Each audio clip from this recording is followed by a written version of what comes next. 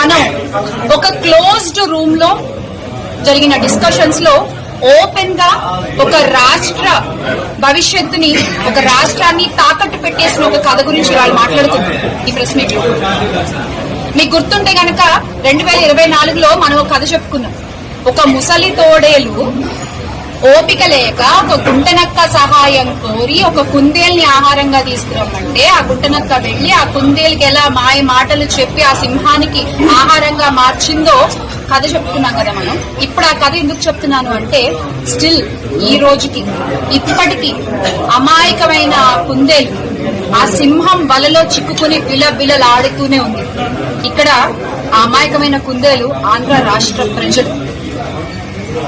ఒకటి కాదు, రెండు కాదు, ప్రతిసారి ఈ కూటమి ప్రభుత్వంలో రాష్ట్ర ప్రజలకి అన్యాయం జరుగుతూనే ఉంది. ముఖ్యంగా రాయలసీమ ప్రాంతం గురించి మాట్లాడుకుంటే గనక, మరి బాబు గారు ఆయనకి జన్మనిచ్చినటువంటి రాయలసీమ ప్రాంతంపై ఎందుకంత ద్వేషాన్ని పెంచుకున్నారో మనకి తెలియదు. కానీ ఈ రోజున ఈ ప్రాంతానికి ఒక జీవధార, ఒక ప్రాణధారగా ఉండేటువంటి రాయలసీమ లిఫ్ట్ ఇరిగేషన్ ప్రాజెక్ట్ ని ఆపడానికి అన్ని విధాల ఆయన శక్తి వంచన లేకుండా ప్రయత్నిస్తున్నారు.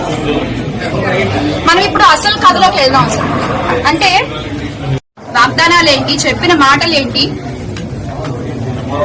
అని చెప్పి, అలాగే అతి ఘోరంగా రాష్ట్ర ప్రజలంతా ఒక్కటే మీకు సరైన సమాధానం చెప్పే రోజు అతి త్వరలోనే ఉంది.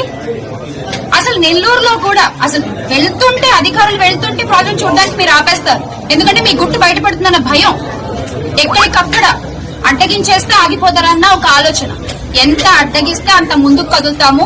ఒకళ్ళని ఆపితే 100 మంది వస్తాం, 100 మందిని ఆపితే 1000 మంది వస్తాం, 1000 మందిని ఆపితే 1,00,000 మంది వచ్చి మిమ్మల్ని ప్రశ్నిస్తాం. మీలాగా ప్రశ్నిస్తామని చెప్పి పక్కన కూర్చునే రకాలు వైఎస్ఆర్ కాంగ్రెస్ పార్టీ కార్యకర్తలు కాదు, నాయకులు కాదు. దయచేసి ఈ విషయం గుర్తుపెట్టుకోవాలి.